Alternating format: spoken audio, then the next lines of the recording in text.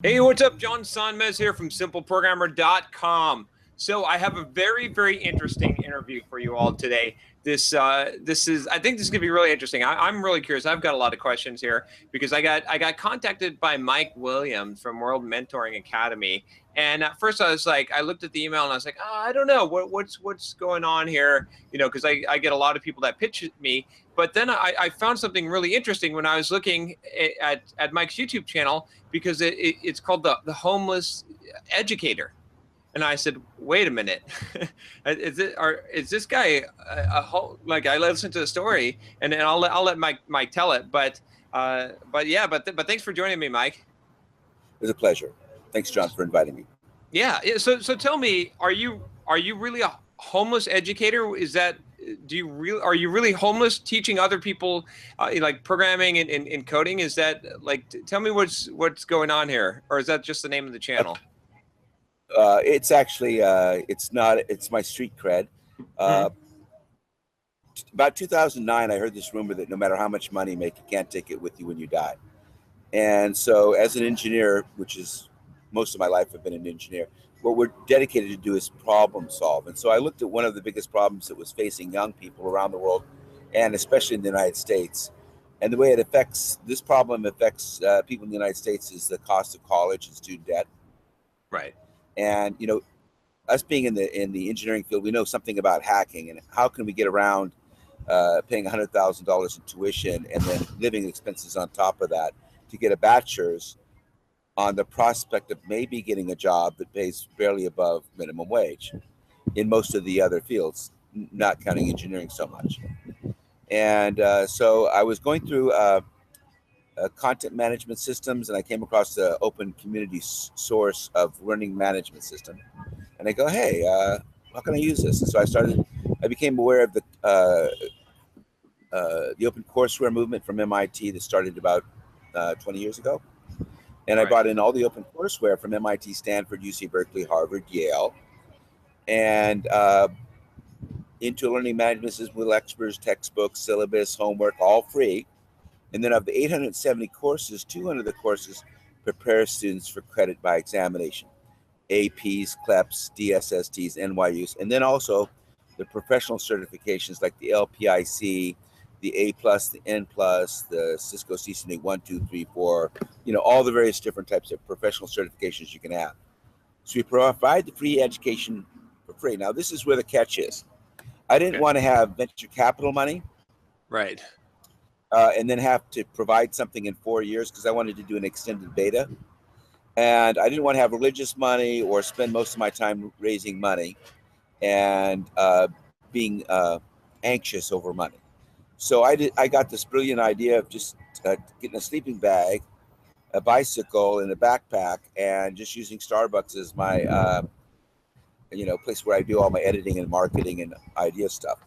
And so since 2010, I started the first free university of MOOC, and everybody thought I was crazy. You know, Living on $250 a month, which includes web hosting, by the way, about $200 a year in web hosting. And people complain about their web hosting fees. Right, exactly.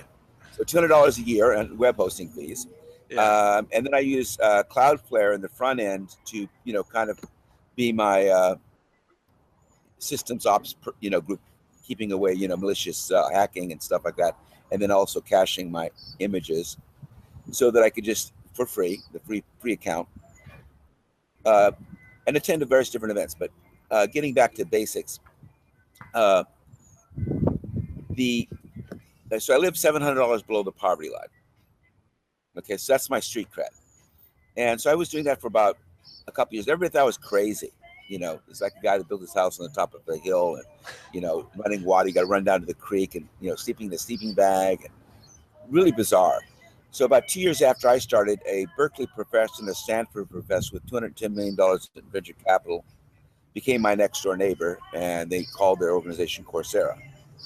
And then a year after, so basically venture capital just validated my space. Right. Yeah.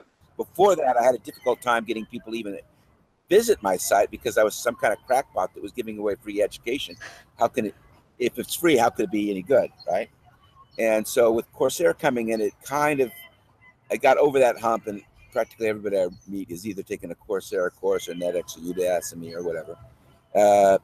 Then a year after that, Harvard and MIT started edX, and now academia has validated the space. And so, but unfortunately, they got to disrupt because Delphine gave a TED talk 2 years after I had already been in doing it, and gave a TED talk, and now everybody's all about Coursera. But anyway, so how does this benefit your viewers? Well, there's quite a few different interesting things that happen when you start to instead of, I don't like to use the word online or distance because learning, because when people use the word online or distance, they're thinking of in their bedroom, at the library, at a coffee shop. No, Right. with a cell phone or a tablet, you can go down to tide pool, study marine biology. Go to the art museum, study art history, art appreciation in the space. Because as a child, I can remember going on a field trip, and I can remember everything about the field trip, but I couldn't remember what happened in class the day before, the day after. Sorry, Mrs. Green. All right. So experiential is so much better than listening to some guy talk stage on the stage. Research shows that students only retain 5 to 10% of that experience, even if they take copious notes, Well, plus you think about I don't know, like I read this book called Moonwalking with Einstein, and like the world memory champions and how they memorize. There's this concept of a memory fortress, and like if you want to impress people with your memory, like I can memorize a list of 20 things and recite it backwards to you in one time hearing it. But there's a little trick to it, which is this idea of a memory fortress, which is that you spatially in your mind walk through an area or like rooms in a house, and then you associate different objects in there, and our minds, our memories are completely, like, we're biologically wired to spatially remember things. And so that's why we remember locations is the strongest memory that we have, is locations and emotions, and then when we attach those things. And so what you're saying makes perfect sense. I mean, if you can go and study history in the history museum with your tablet, and seeing the actual things and walking through the space and the experience, or in the art museum or whatever it is, that you're going to learn more and you're going to retain it. Exactly. Learning by doing and experiencing. Is 50% has a 50% learning retention. Right. The absolutely best is if you're learning something and you turn around and teach somebody what you're learning as you're learning it. Exactly. That's called learning by teaching. Yep. Or the Socratic method. And in education today, at least in my experience in the United States, the only time we use the Socratic method, which is the most enriching, is in kindergarten and law school. So you can see that in the general educational system, K through 12, and bachelor's and master's and everything, in those particular fields, we're using a 5 and 10% learning modality when we could be using 50 and 60%. Right. Technology is allowing us to do some very interesting things, and of course that's in our wheelhouse. And it's what do we do and what do we offer? Now, a very great professor who wrote The Innovator's Dilemma. Have you read his book? Professor Clayton Christensen of Harvard Business School did a great deal of research on innovative disruption. It's where the word disrupt comes from. You hear the disrupt conferences up in San Francisco and things of that nature. It comes from Professor Clayton Christensen's work. He says in the next 15 years, 50% of all universities will be gone. Oh, wow. Yeah. 50%. I mean, just let that sink in a bit. So here's the thing is you see the universities, what are they doing right now? Building more and more buildings, right? Right. It's kind of like they're in this expansion program. And Professor Clayton Christensen says you're going the wrong direction. You need to go away from the buildings and go more into the community to do your learning. Right? Exactly. So picture this. Okay, I'll give you an example of what I see in the future. I think it's going to probably bear out. Picture this: you take your physics professor at the university, and instead of lecturing in the hall, you put him into a creative space with a data feed from the Hadron Collider. And all the students are working on research. Freshman, sophomore, junior are working in research with the professor, and he's mentoring and guiding and overseeing and just being that wise sage that he is. And in the students' hip pocket are their textbooks and their lectures. Right. But their main course is learning by doing. So you take the artist out of the art out of the lecture hall and you put them in the artist residency, and you have TV and communication people learning in public access stations, and biology or learning in wet labs and hydroponics and aquaponics and estuaries and tide pools and things of that nature. And so now you take them out of the classroom, and those lecture halls are no longer a part of the tuition. They become part of the community. The eating facilities, the climbing walls, the lazy rivers, the bowling alleys become community entertainment centers. They're no longer part of your tuition. The administrators that don't teach go work for the government because they don't apparently care about efficiencies. The dormitories become bed and breakfasts, youth hostels, and other types of facilities. The $15 million and $10 million football and basketball coaches go work in the farm leagues or development leagues. Now tuition drastically drops to 30%. And now 90% of the money goes to the space and the teacher professor. Right. Now, right now, there's been a breakdown for professors over the past 20 years. And when I was in college in 1980, I graduated from Long Beach State. At the time, 10% of all professors were adjuncts, which was temporary. Right. Now, today in the United States, 76% of professors are adjuncts. Now, adjuncts typically across the United States get paid $2,700 course for a semester or a quarter. The average, let's say, for instance, use a Cal State system like Cal State San Diego or Cal State Long Beach or Fullerton. The state of California pays, for all the other viewers in all the other states and all the other nationalities, there's a lot of variance. But in this California system, the state of California, the federal government, pay 52% of the tuition. The students come up with 48%. So during a calendar year, $20,000 per student gets set aside for a student's calendar year for tuition. The average student takes 15 units a semester, which is 5 courses. Mm-hmm. During a calendar year, they take 10 courses. So you divide 10 into 20,000, you get $2,000 per course. The average course has 50 students, sometimes 150, 200, sometimes 30, average 50. 50 times 2,000 is $100,000. Right. The university gets paid for a course. They then turn around and pay $2,700 to the professor. What happened to $97,000?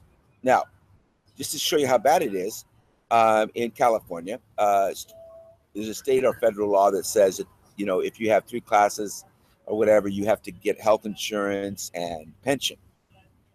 But in the state of California, as long as that student, so the universities and colleges limit you at 2 and 3 lectures. So they're just under the cutoff. Oh, I see. Yep. So then the university professors then get on the freeways and they go back and forth between community college, private schools, any place that they can find a job to fill out their 10 courses a semester with $2,700 per course. That's $27,000 a year. All right. So you can see there's a great deal of injustice to 76% of the professors out there. And I think that they're ready to, they potentially are ready for jumping off into these creative spaces like maker spaces and hydroponics and things of that nature, as long as the students can get credit for college that they then can use for a degree. So there's over 200 courses presently in biology, physics, chemistry, calculus, that you can already get upper level and lower level. There's the CLEPs, the APs, advanced placements from the College Board, and then their brothers from the College Boards, the CLEPs. There's 33 of them. Right. Now, the CLEPs have no age requirement and no maximum amount of tests you can take. So you can literally be in 3rd grade and earn college credit through the CLEP program. Now, the best way to know if a student's ready for a CLEP program, if he's getting bored in class, because the teacher's teaching the kids that aren't getting it, right? So what you do is you supersize the class with, say, a CLEP class, say in U.S. history from either World Mentoring Academy or edX, Harvard and MIT's program, through their tablet. And so they're studying from, say, Yale or MIT, U.S. history. At the end of the semester, they take a 70-minute test for $80. They get college credit. Right. So one girl earned 89 units in a month. That's 3 years worth of college. Now, wow. That's Where do crazy. you use these units? Now, the problem is a lot of the gatekeepers at these various different universities are very stingy with giving you credit for your APs and your Right. CLEPs. So you might have 15 courses in APs and they only allow 2 or 3. I'm under the assumption that they would make like Cal State University would make Einstein take over relativity so that they could get a couple more shillings for his work, which is Exactly. rather bizarre. So I see that the shakeup with Professor Clayton Christensen, what he says, and I believe that a lot of the Silicon Valley and people in the know in technology see it on the horizon, and not just the distant horizon, but in the near future. So that's my first project. I'm actually working on 5 projects. Okay, yeah, So, and that sounds. I mean, that makes a lot of sense, and I agree with you with that. In fact, I think that we'll see traditional education fall apart faster than even that. It just doesn't make sense anymore today. Like, it just what are you pay? I have to question what are you paying for? In back in the day when universities made sense was when those were the storehouses of information, when you didn't have this all of this content available and for free, and not and even not for free. I mean, online courses that are very cheap, but yeah, it made sense. And also that was a period of time where being a generalist was definitely more important, and specialization was not as critical. But now today, when I advise young people, I'm like, well, really, like, I don't know, do you really need to go to college? Like, why you're learning something in order to do something, right? Like, are you just learning something just to learn it, right? Just so you can have some trivia. Like, it's to have some kind of application to do something. yeah, And I'm like, yeah. well, let's not ask the question, should you go to college? Let's ask the question of, what are you trying to do? And then Right, let's right, see, how can you learn how to do that? And maybe going to college is the best way. But like, maybe if you're right. going to be a doctor or a surgeon, then yeah, then it's like, okay, well, I think that probably would make sense. But for a lot of potential students, really, hey, if they say I want to be a software developer, I don't know, does it make sense? Like, do you have the Well, motivation and the dedication to learn a that's different way? that's why You know, that's why I think you're talking past a lot of the influencers out there. Is I can understand, blah blah blah, but try to get that, try to get a parent or an HR person, into that idea that a degree isn't something to be considered as a path. What I'm suggesting that there's 3 state universities that will take all 120 units you can credit by examinations, hmm. uh, and get your bachelor's in about 60 different fields, including computer science. So get a bachelor's in computer science using your Cisco CCNA 1, 2, 3, 4A plus N plus ULPIC 1, 2, and 3 as your core, and then all your other credit by examination for your general ed and other science, biology, and all those things. So you satisfy their curriculum. So you can get Oh, a I see. bachelor. So you can get a bachelor's from Thomas Edison State University out of New Jersey, and one guy got his bachelor's in business per se in 6 months from beginning to end for under $5,000 textbooks and testing fees. You can't even rent textbooks today for Right. $5,000. Oh, I Now, see.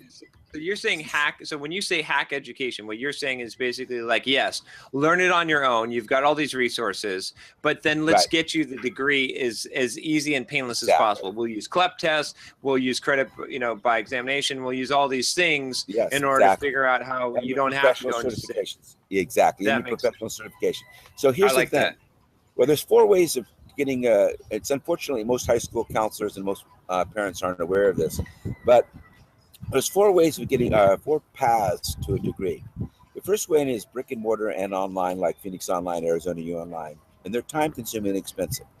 The second way is what I just talked about, credit by examination. There's literally 300, 400 different subjects you can take a 16-minute exam. The next way is called challenging a course. Say, Yeah. I'll give you an example. UCLA, their challenge possible. All the UC schools are probably very similar. Uh, you look up you look at the book and you decide which courses you're going to take the next semester, and you go prerequisite to this class is macroeconomics or permission of instructor. You tell the professor, I already know macroeconomics. He gives you the final. If you pass the final, you get the units, and at UCLA and UC system, you pay a third.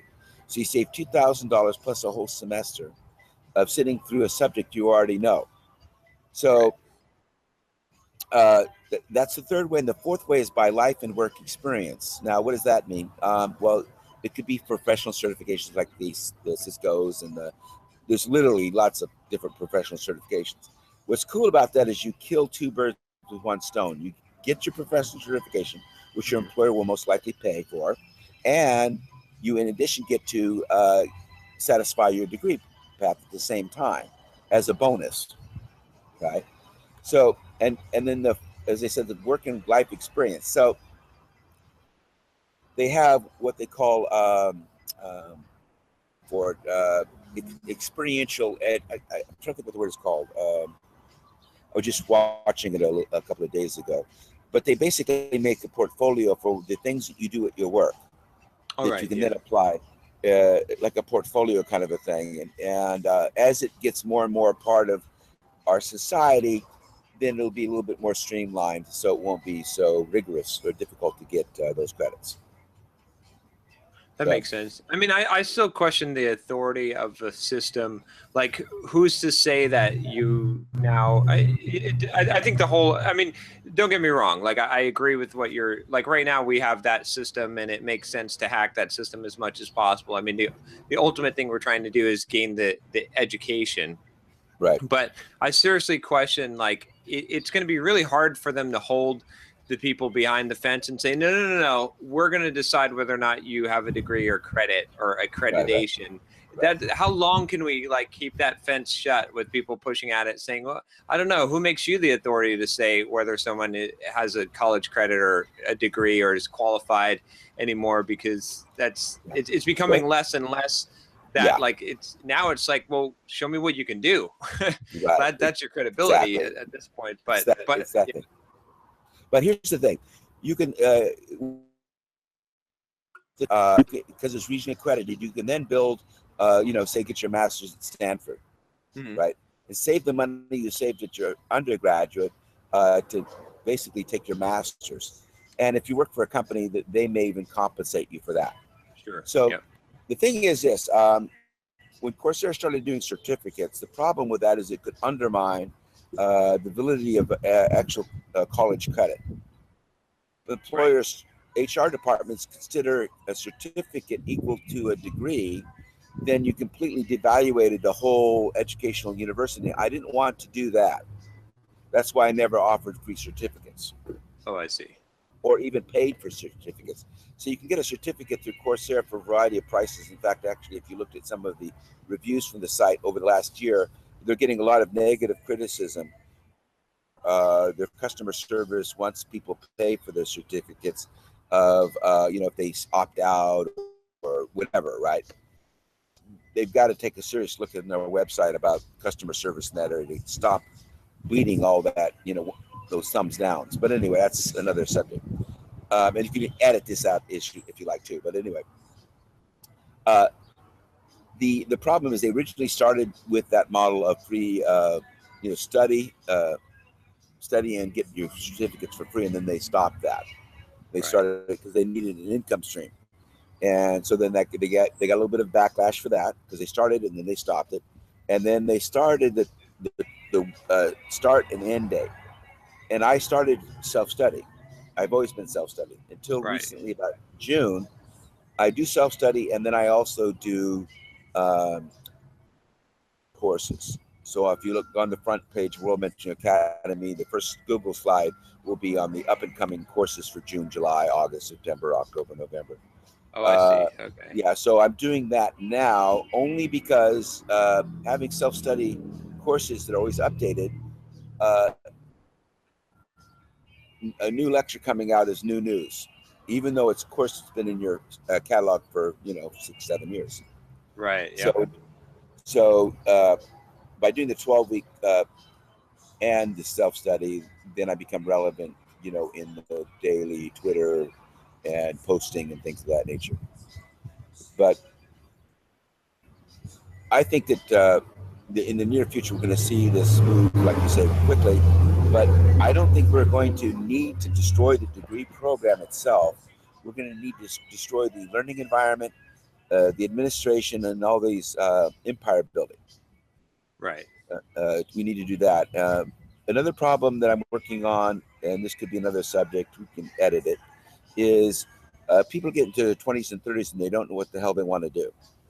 In fact, they're in college many times, undeclared, and the meter's ticking, and they're in a taxi or Uber, and they don't know where the hell they want to go, but the meter keeps ticking.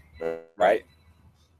I learned something that I want to be starts in elementary school. I want to be a doctor. I want to be an astronaut.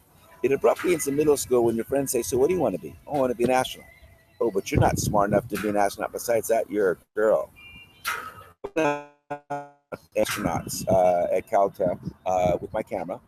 And I said, "What could elementary school kids get involved in for future space and technology?"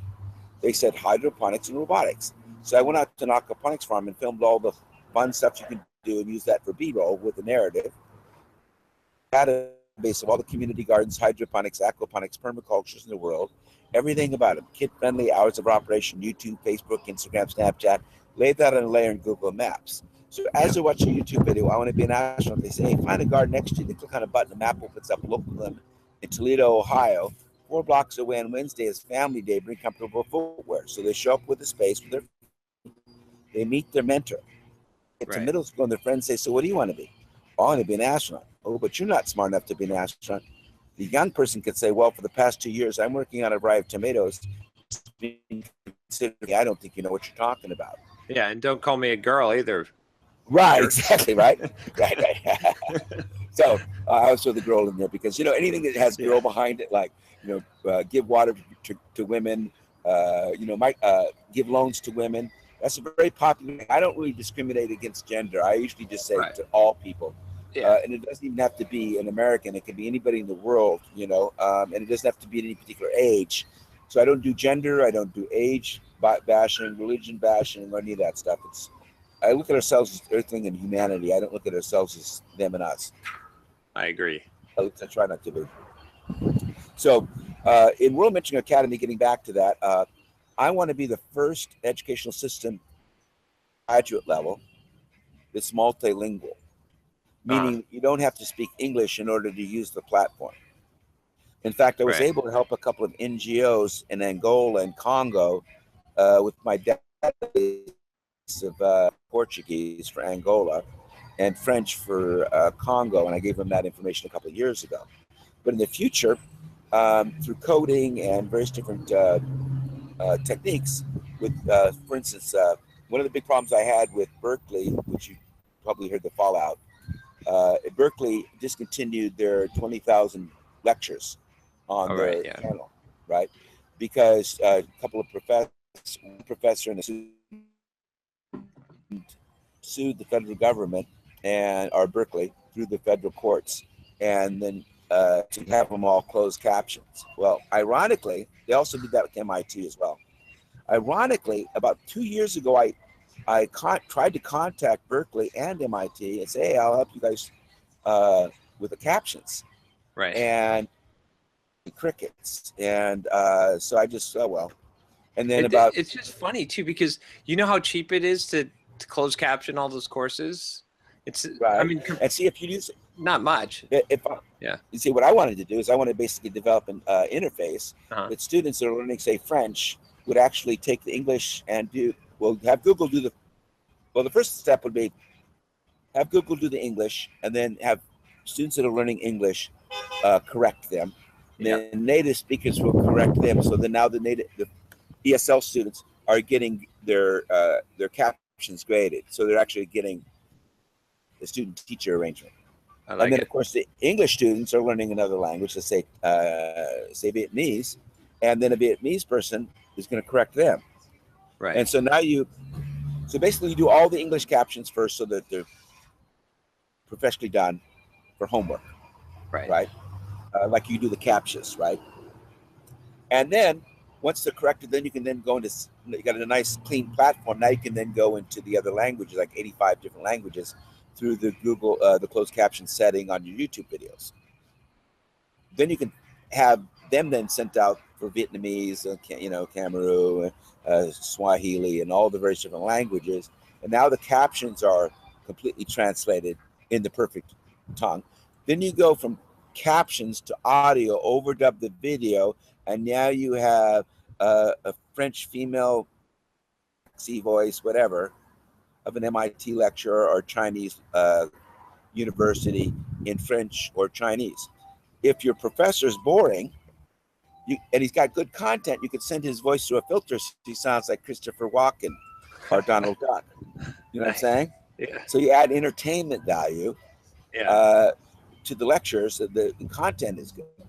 So just on the lectures themselves, they could all be done so that it will almost be seamlessly, where their browser, let's World Mentoring Academy knows it wants in Swahili or Belarusian or Russian or French, Italian, whatever. And so the same thing happens in the HTML code in my language courses. For instance, my French course, I have 54 languages you can learn, by the way, right? From the FSI, which is the Foreign Service Institute. They're the ones that teach reading, writing, and speaking to the ambassadors, diplomats, and embassy people. Oh, wow. Kind of an important job. Right, The Rosetta Stone and PITS are based on this material. Interesting. I'm using Pimsleur to learn Italian right now. I'm on like level 5. Use World Mentoring Academy's Italian course, and we also have links to take you to the radio programming and magazines in Italian, and we have a player and a recorder. So you push both buttons without the mic connected on your laptop or and the audio will say "La classe commence," and then there's a pause. I'm just using French because I don't know Italian really well, and then there'll be a pause, and you say "La classe commence," and then you go through the course and you pause both, and then you hit the recorder and playback, and you'll hear your teacher's voice in Italian, and then your Italian, and you can correct your pronunciation. Oh wow, that's cool. So these are So we're getting back to the languages. So it's audio mostly, and two languages, and there's a pause. Now it's written in French and one on the right side or on the left side, and on the left side is English. So la classe commence, or the class begins. In the HTML code, I just said, hey, let the English float and freeze the French, or whatever language you're learning. Oh, I see. The audio is 98% French, very little English. Okay. So when a Russian comes to it and he says, change everything to Russian, the English changes to Russian, the French is frozen. Now you have the Russian equivalents of the class begins, class commence, and then the audio is in French. And so now you have the bridge. So to English in order to learn French, Arabic, and other languages. And so what I'm hoping to be is have a university, K through 12, and university completely language agnostic, completely free. And where there's not a cheap internet, then you can actually use terabyte drives and Raspberry Pis and make hotspots for the teacher. This is that's amazing. I like what you did with the language. That's crazy. That's really good. So I got a question about that then. I'm trying to think how I was gonna phrase it. So how does someone how did you do all this? And I mean, you must be pretty damn productive, right? I mean, it's only you creating, like what you're describing here. I mean, you've got a pretty large, I was looking through your course catalog. You've got a large course catalog. So you've curated all this stuff. You've built the web page. Here's the thing. I used existing code. So I don't have to maintain the code. It's like I didn't write Drupal, and I let Drupal community do it. So this is right. This is a Drupal so site. I didn't do the code. It's a Joomla site originally. But but you did the language things for the pausing with the. I mean, that's custom HTML code. Yeah, it takes a little bit of time because they originally came in PDFs, and so I had to put them into text, and then I had to put them into columns, and then I had to reformat it. So it takes a little bit of time to do 6 years of French, Yeah, but you have more than 6 years of French. I mean, how many languages you have on there? 52 languages. So I just That's did. a lot. So I did French, Uh-huh. Arabic, MSI, which is Modern Standard Arabic. Hmm. I have 4 different Arabic courses. I have Modern Standard Arabic. I have the Syrian type of Arabic, then the Saudi Arabian type of Peninsula Arabic, and then the Egyptian type Arabic. There's just subtleties between those 3 areas, but the Modern Standard is basically the one that, the proper way of speaking Arabic, just like we have, proper way of saying English. But Arabic, and then I have Russian. Now, younger people, before writing Right. becomes like 3rd and 4th grade. Before that, all students learn their language with pictures, Right. Yep. right? Or somebody points to a ball if it's your parent teaching you what the ball, say ball or bike. So what I want to do is I would like to be not the primary, the secondary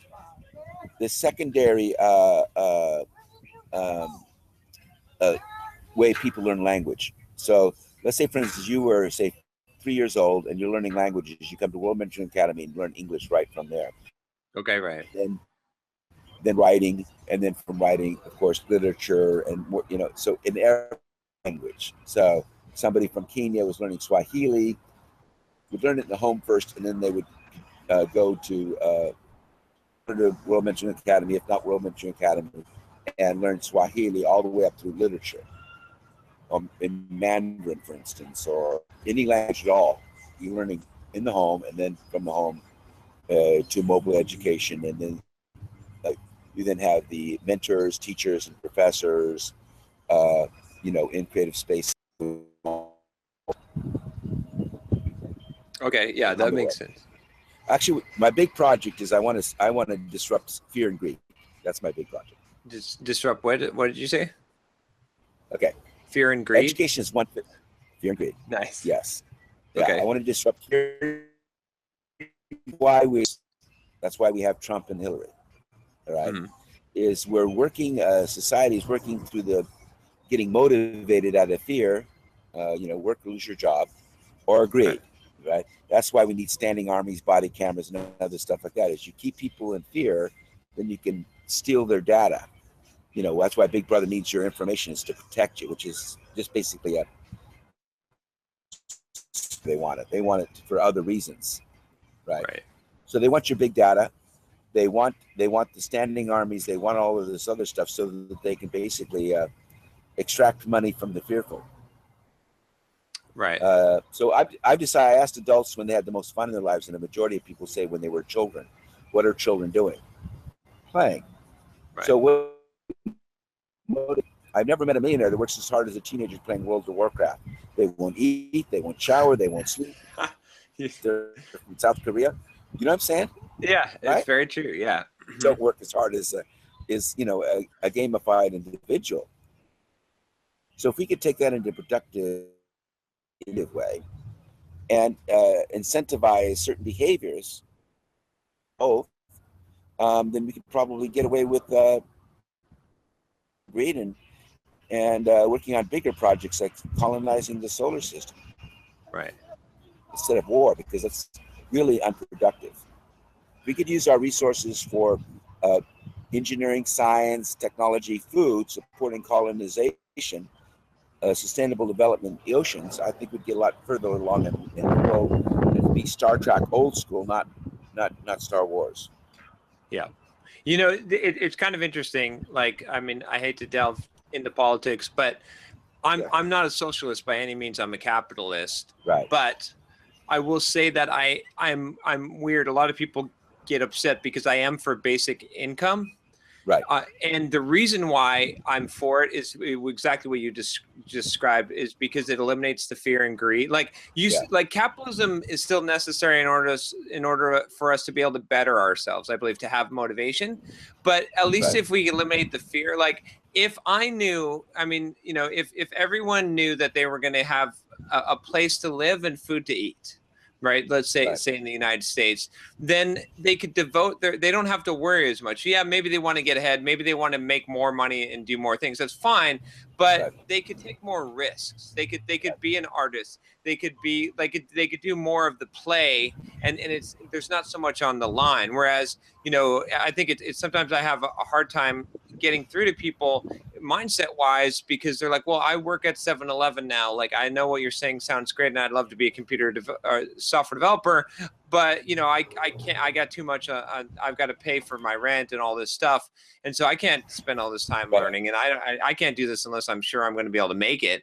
And so I think that's, to me, that makes, again, I'm not a socialist by any means, but I Right. think, like, if we can raise the level so that it eliminates the fear, like you said, and get to that point where people can play, Right. then I think we'll be much more productive as But a society. here's the thing. The play happened in kindergarten, in Mhm. elementary school, kindergarten through 6th grade. It immediately ends in middle school. Right. Observation. So, if you get your flame blown out of what you wanted to do when you were a kid, whatever it is, right, by your peers, then that little flame that was inside of your soul gets blown out. You have no visions or visions from that point on. Now, how many football players, baseball players, or any sports, or even like weight training like you, if you don't have a goal, you have nothing to shoot for. Right. And so these kids, the only reason they do well in school is through the encouragement of a good teacher or family. Right. It's not coming from inside. So if there's a way of cultivating that little ember, that little spark of curiosity, Right. then I don't think you'll watch a couple of your videos, John, recent ones, and there was a pretty common topic that seems to be a part of the what's at the beginning of your consciousness, and that's the 4-letter word, lazy. Right. Exactly. Or uninspired. I've seen that. Yeah. And it's Yep. actually got some traction. I don't think it's necessarily lazy. I think they're just unmotivated or uninspired. And I believe that if we can create these little creative spaces where people can go and tinker and wonder and satisfy curiosity, it's a possibility. Now, I'm gonna say one thing. Hopefully, it makes sense to you, resonates with you. So Ken Robinson's gave a TED talk about divergent thinking, like MacGyver or Einstein. Right. And that's what I am. I'm a divergent thinker, and I'll give you a little background first. But they gave a test to 1,500 people and they gave a paperclip to them and said, "How many uses can you come up for a paperclip?" Like fish hook, right? Right. They gave it to 1,500 kindergartners. 98% of kindergartners tested at genius level for divergent thinking. This is like MacGyver or Einstein. This is the type of shit that could save the world. Okay. Right. Yeah. Asked the same question 5 years later, the same kids. They asked in 10th grade. 20%. Same question, same kids as adults. 2%. Wow. My takeaway from it, John, is sometime in your life, you were a genius. Now, what happened? Now, at first I wanted to blame parents and teachers, but as I started to pay attention, I noticed something about young children. They do one activity a lot other than playing that really sometimes annoys us. They ask so many questions. Oh my God. They ask so many questions. It's like, oh my God.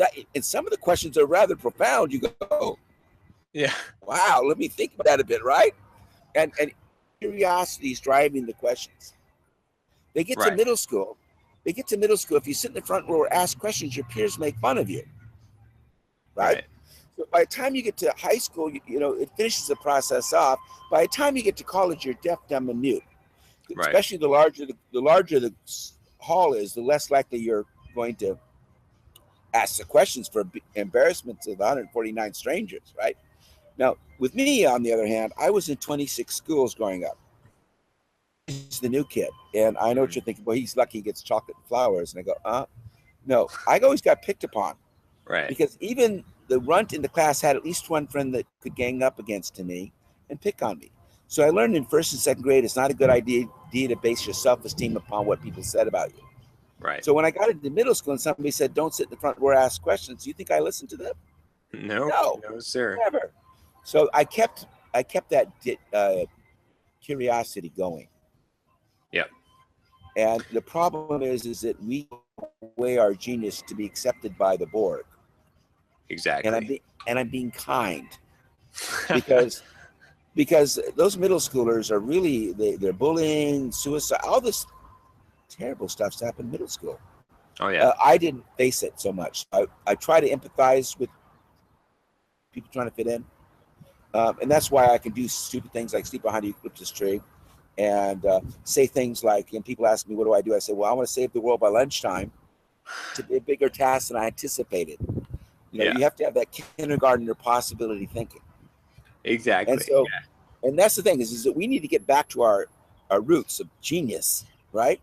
And just satisfy the curiosity we have. And I think that what that 7-Eleven person you were talking about is curious anymore. And you got to rekindle that flame that got blown out. And care about the person enough, you begin to see some things. Well, when I was in kindergarten, I was a really great artist. When I got to middle school, I could do nothing right. And so you got to go back to that space where they felt some creativity and be able to allow them to rekindle that. Exactly. You know what I mean?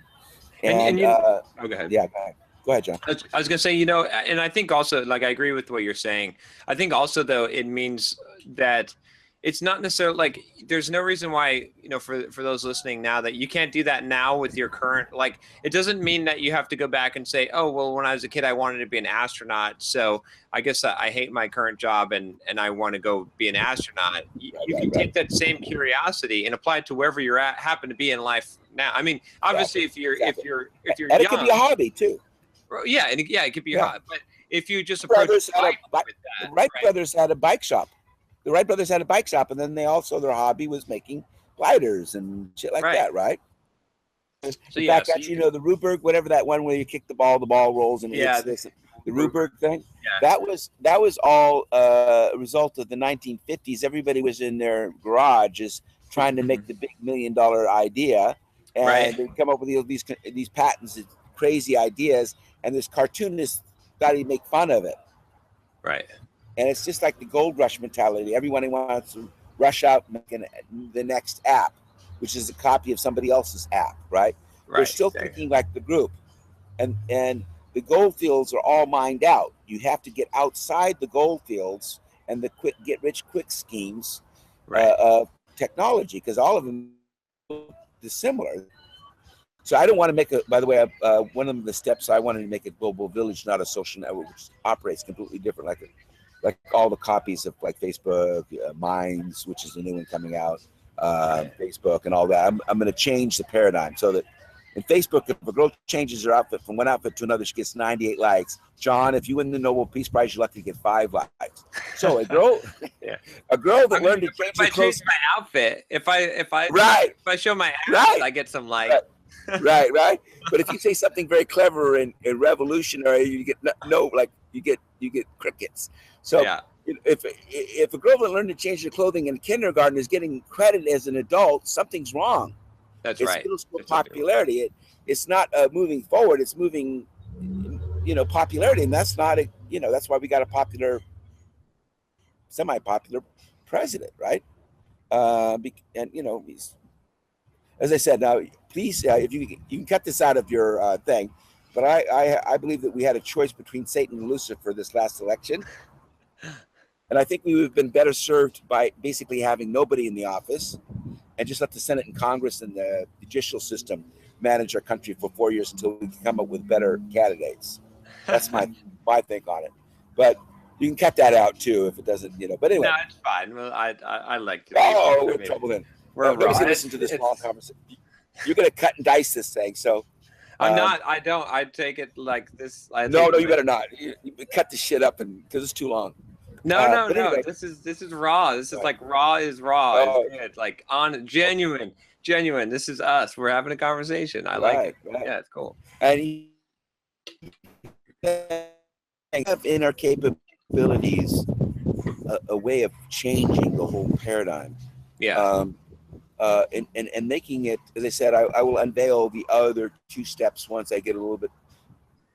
The way I figured it is if I get a good solid base of people that are used to a system, then they are not likely to move unless you really screw the system up. Right. Yeah. Right. So that's why the education came first. The second is I want to be and so I've interviewed like Barbara Boxer, Tom Hayden, food scientists, engineers, CIA agents, filmmakers, authors. I've interviewed about 80 different people, and I'm putting those all together into different segments. So I want to be a doctor, I want to be a janitor, I want to be right. So it's going to be every career. Then my third project is called Badge Map, where you go out and your family goes for dinner. Your third grade nephew orders a meal in Mandarin to the Chinese speaking waiter. The family gets 10% off the menu. The child becomes a hero and gets a badge. And every time he uses Chinese or Mandarin, or whatever, his badge increases in value. Man, I love that. That's so awesome. I would totally do that. That's great. Like, basically, like it's like augmented reality, like Pokemon Go, but instead of fantasy characters, you have learning opportunities in front of you. Yeah. And you get points for doing those learning opportunities. So as I said, this idea existed before Pokemon Go, like 3 years before it, but I have not got to that step yet of basically making it an augmented reality type thing. And then the fourth is the global village, and the fifth is gamification, bringing it all together. Yeah. It's called, the game is called 3 Foot Spoons. Okay. Frequent spoons? No, 3 Foot Spoons. Oh, 3 foot spoons. Yeah, I'll give an example. Okay. Everybody goes, what the hell does that mean, right? It's about a guy that lives his entire life and he dies. And this doesn't go along any theological, it's just a story, okay? So don't get theological on me, all right? Sure. Guy lives his entire life and he dies, and he gets this angel, and the angel says, so where do you want to go, heaven or hell? He says, I got a lot of hell-raising friends. Let's go check out hell. A huge banquet room full of food. And I mean, they got serving stations for every type of food. I mean, it's better than grandma's food. The smells, looks incredibly delicious. But everybody sitting at the table is skin and bone. It's like they haven't eaten in 6 years. Right. And the guy turns to the angel and says, hey, how come everybody's starving? The food's within arm reach. The angel says, attached to each hand is a 3 foot spoon, and we can't reach our mouth. Oh, that's messed up. Let's go to heaven. So they go to heaven. Big banquet room full of food, the same scenario. But everybody's healthy. They're not fat. They're not thin. They're having a great time. Guy turns to the angel and says, I see what's going on here. If you live your life and you're a selfish SOB, then you get to go to hell and you get tormented for eternity with 3 foot spoons. But if you live for the community at large, you get to go to heaven and you don't have the 3 foot spoons. The angel pauses and he says, no, here in heaven, we have the 3 foot spoons. We're feeding each other. Yeah. So picture it. So like if you give yourself a little massage, oh, it feels good. But when somebody else gives it to you, magically it feels better. Right. The 3-year-old makes you burnt waffles. Better than a French cook. Right. I believe that nature or the divine has placed it in our DNA that it's better to serve and be served than it is to self-serve. Very true. Yes. Right? It's very true. So that's the way the game works. The game works based upon how we're hardwired. Right. It's not this ridiculous Melonius code, if you want to go into coding. It's not this corruptible Trojan shit. It's how we're written. And play is how we're written as well. Adults don't need to teach children to play or small animals to play. Right. Right. We get learned out of that, out of fear and greed. Exactly. Right? And so we need to go back to it. Think about it. In the near future, young person is working on his laptop. Mom looks at him and goes, hey, what are you doing? Oh, I'm playing a computer game. Mother gives him all kinds of crap, right? Right. And all kinds of shit. You know what I'm talking about. Oh, yeah. And the child looks up at his mom and says, Mom, I'm saving the world. What are you doing? Okay. So you change the whole paradigm from it being a guilty pleasure, right, to be literally a thing that transforms our world. Right. Oh, I was just thinking about this yesterday because I don't take a day off very often, and everyone was out of town, and I'm like tomorrow. Yesterday I was like, I'm taking the day tomorrow. I'm just gonna do the minimum stuff I need to get done, go do my run, and then I'm gonna go and play video games. Go sit on the couch and play video games. Haven't done that in a long time. Just chill. And I'm sitting there and I'm playing the game, and I've got it switched over to hard mode, and I'm like working so hard to like get these items in the game and to beat the boss and trying again. And I'm like, you know what, John? You're working your ass off. Like you're working hard. Like exactly. But somehow you have enjoyed this. So it's almost like I realize there's like a mindset of mentality too, and it's like I need to take that same thing And I mean, you gotta either like take that and you can play at whatever you're doing. But I think you're right. I think the piece of the equation that is the fear and the greed. Because I always tell people, if you get Right. paid to do something, you'll hate it. And Oh that's yeah, you lose interest on it. yep. So I think you're Well, onto it becomes a something job. there. Yeah. If you Well, eliminate that fear and greed, then it's like you can enjoy what you're doing, and that like it. is yeah. The technology people have seen the writing on the walls with big data, automation, and things of that nature. That Mhm. many of these jobs are going to disappear. Right. Right now, our government being forced, being based upon the military-industrial complex. I work for the DoD building battleships. I've got a couple of degrees. I've got a bachelor's in civil engineering. I have a PE in mechanical engineering, do electrical power systems, Mhm. and computer science. Of course, all engineers all do some form of computer science. But is that we need to change this paradigm that we got going on here, and I think that if we're clever enough, uh, we might be able to save the world by lunchtime. It's a possibility, I like right? it. I like it, man. I love that mindset. I love it. And I think is we need to develop that, get back to that kindergartner possibility, I like agree. Kim Robinson said. A little kid was really very in art class in kindergarten. She's really busy working away on a drawing, and her teacher went back and said, "Well, what are you drawing?" God. And the teacher says to the kid, "Well, nobody knows what God looks like." She said, "Well, they'll know what he looks like when I'm finished." I love it. And so uh, Ken said it a little bit better. Of course, he has more experience saying that, Joe. But anyway, uh, but if we can start to change the paradigm so that we can all be in service to each other. Right. I know what I wanted to say about my website, World Mentoring Academy. When you first get there, you think you're getting a retro site, like uh, True. yes, John. Yes, John. The 1990s called. They said they wanted their website back. Now, I don't know if you know this or not, but most Blackboard and Moodle sites are really very clunkish in the front. That's why I Ah, usually have a WordPress document in front of it. So all right. the universities have like some form of a WordPress document because everybody's familiar with that navigation Right. and the look on that. I just decided I don't want to make layers of websites in front of something. So I Right. took this bar, which basically is programming that's like a barge, and Yeah. just try to beautify it a little bit with a Google slide and a couple of other little doohickeys. But it's still, I'm an engineer. Yeah, I You know. know, Yeah. we lay shit in rows. We have stuff that functions. We don't have little pretty things and then a mouse cage in the back end, right? We It just don't wouldn't do hurt that. to get a designer to come in Oh yes, and look at it, but but when you're like you 700, said, yeah, when you're impressions, but right, exactly right. But yeah, also the same thing. What my budget on my hosting is? It's $200 yeah, a year, right? that's So true. if I have Are you more than still homeless, by the way, or are you oh yeah, traveling or what? oh yeah, I can't get my street cred up. Of course, I will. Okay.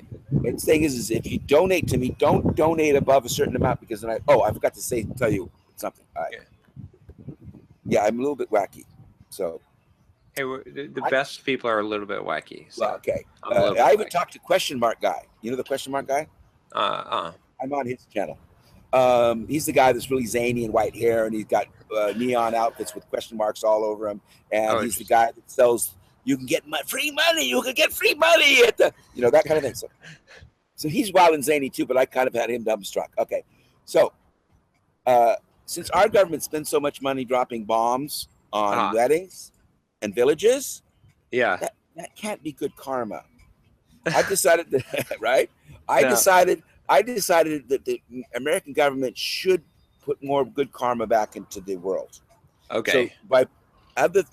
of my students, a third of them are from outside the United States, so getting the benefit of this this program. So of the $250 a month, $191 is food stamps. Okay. So the $191 allows me to do the 3 projects, work with NGOs, lecture for the Department of Education, work on this platform, talk with you and a lot of other people. So $191 of my budget. So I come up with another $60 for what, cleaning my clothes, Right. so that I can get within a foot of people, and doing all the different type of things on $250 a month. So there's no reason whatsoever somebody can't do as much as me or more. I'm not the sharpest pencil in the drawer, or the richest person for that matter. But I saw the valuation of Coursera. It's about 500 million. And Udacity, I can never say it. Udacity, or whatever. Udacity. Udacity. Yeah, I think so. I did a video and I called it the wrong thing, and now I don't know what it. And it was like, oh, you call it Udacity, it's Udacity, or. Okay, so in 2006 they got a valuation of $1 billion. Wow. Right. Yeah. With 11,000 students. Right. I have 2 times as many students. And I evaluate. I don't have a valuation. Right. It's like a comparable. Go hand in hand to the VC community. I don't want to do that though. I want to leave this to humanity, not to venture capitalists. Right. Does that make sense? Yeah. So, users to, if they want to learn a subject, come into the platform, and then they become teacher students, and they'll get the 60% payoff. And be doing a little bit of philanthropy at the same time of teaching other people. We do that through G+ Hangouts, physical meetups, whether it be a coffee shop or a creative space like, Makerspace, a biolab, a TV studio, an artist residence, whatever. And we get people from around the world going into physical spaces with mobile education, teaching each other. And then if we can get teachers and professors involved as well, we can slowly start to get these professors off a food stamp. Oh, I forgot to mention, even if a professor does 10 courses a semester, they'll make $27,000 a month. Now, there's been newspaper articles saying that some professors qualify for and are receiving food stamps just like me. So I'm not. So there's janitors and yards people that are on salary at these universities that are making $30,000 and $40,000 a year with a pension, with health insurance, with no high school diploma, right? Right. Making $40,000 a year. And then the reason we're going to the campus is to be under the teacher, not the gardener or the janitor. God bless their souls too. We go there for the teachers. Right. That's all, and they're getting $27,000 a year, running around the freeways and acting like really. It's sad. So if we can recruit them to go into creative spaces and then fund them in the creative spaces, get the college degrees. Yeah. Okay. So anyway, sorry about that. But is there any other questions that I might not have answered? I think that no, I've actually got to get running here, but man, this is good. I mean, I'm sure there's a lot of questions that people will have. They'll probably ask them here on when this video gets published, and then maybe you can answer some of those for people. But let me real quick. I got to wrap it up. Maybe we can do another one of these sometime, because you've got a lot of interesting stuff here. But but definitely, well, I mean, you could break these into groups. Like this could be like 3 or 4 different mini segments of another talk that you're talking about. Yeah, we could do more talks for sure. Let me so I'll say definitely check out worldmentoringacademy.com. You can check it out here. We'll put the link here. Very, very impressive. And then Mike's YouTube channel, it's called HomelessEducator, right? Yeah, exactly. Yes. Yep. And go check that out. Really cool stuff. Really interesting. Again, actually, you know what? If someone wants to, I'll just throw this out here since I've got a large community. But if someone's got some design chops and knows Drupal and wants to like volunteer some time, I feel like that would be something that, because when I first looked at your site, I'll be honest, like I looked at it and I was like, what is this? This is weird. And then, but then when I looked and did a little bit more research, I was like, oh man, this guy is awesome. Like I got to talk to this guy. So yeah, it's kind of like your hole in the wall food place. Yeah. You ride by a couple of gangbangers and pass this thing, and underneath the sign that hangs halfway down, and you go in and you have this incredible Thai pad or whatever. You have this incredible meal. And you're going, Jesus, this is what I guess you might call this the hole in the wall, educational type of a thing, I guess. I mean, it's not really that. Yeah. But look at Craigslist and look at how Amazon started out. Right. And, right. Those were all like that too. Yeah. Yeah, exactly. Right. GeoCities. Right. I know. How many people visit there? All right, Mike, I got to get running here, but I think it's John. Great to talk to you. Hopefully we'll get to meet in person someday. Yep. I'm all up in Lakewood. Peace. Take care.